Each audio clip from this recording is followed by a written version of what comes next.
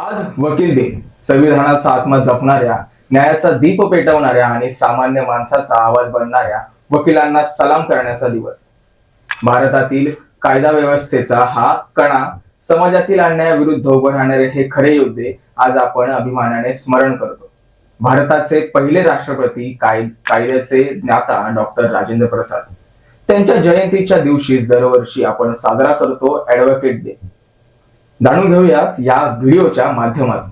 नमस्कार, मी हर्ष आणि आपण पाहत आहात साऊथ मुंबई न्यूज. न्यायालयात उभी राहणारी ती काळी कोट फक्त कपड्याची ओळख नाही, तर ती न्यायाच्या संघर्षाची प्रतिज्ञा आहे. कोर्टात उभा राहणारा प्रत्येक वकील त्याच्या मागे असतो अनंत अभ्यास, असंख्य रात्र जागरण आणि जबाबदारीची जाणीव.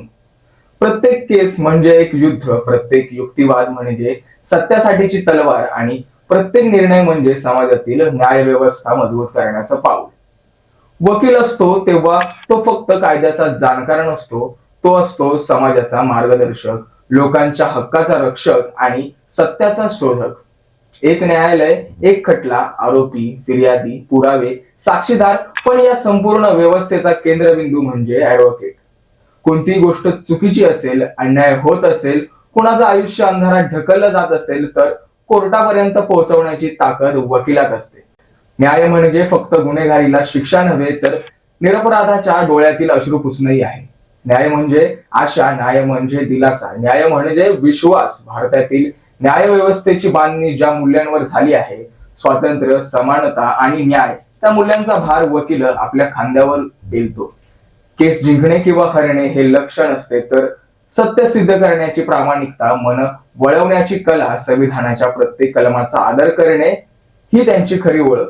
वकील न्यायालयात बोलतो तेव्हा फक्त शब्द नव्हे, तर त्याचे स्वप्न, त्याची तयारी आणि त्याचं ध्येय बोलत असतं. कधी कधी कोर्टातील एक वाक्य, एक युक्तिवाद, एक पुरावा एखाद्याचं पूर्ण आयुष्य बदलू शकतो. चुकीच्या आरोपाखाली अडकलेला एखादा निरपराधी व्यक्ती अंधारातून बाहेर काढणारी ताकद वकिलांकडे असते.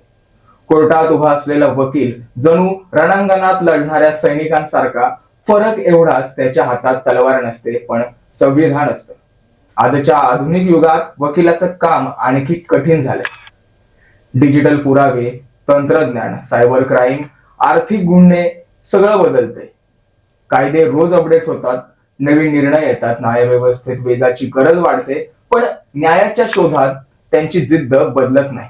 कोणाला जामीन मिळवून देणं असो, कोणाला चुकीच्या आरोपातून मुक्त करणं असो, की समाजाच्या भल्यासाठी जनहित याचिका लढवणं, वकील समाजासाठी लढतो. कोर्टात बोलण्यासाठी धैर्य लागतं, सत्य सांगण्यासाठी धडाधडी लागते आणि प्रत्येक केस म्हणजे एक धडा असतो.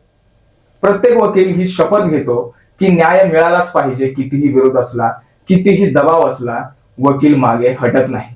कारण काळ्या कोटाखाली फक्त एक व्यावसायिक नसतो, तर न्यायासाठी धडकणारा एक हृदय असतं.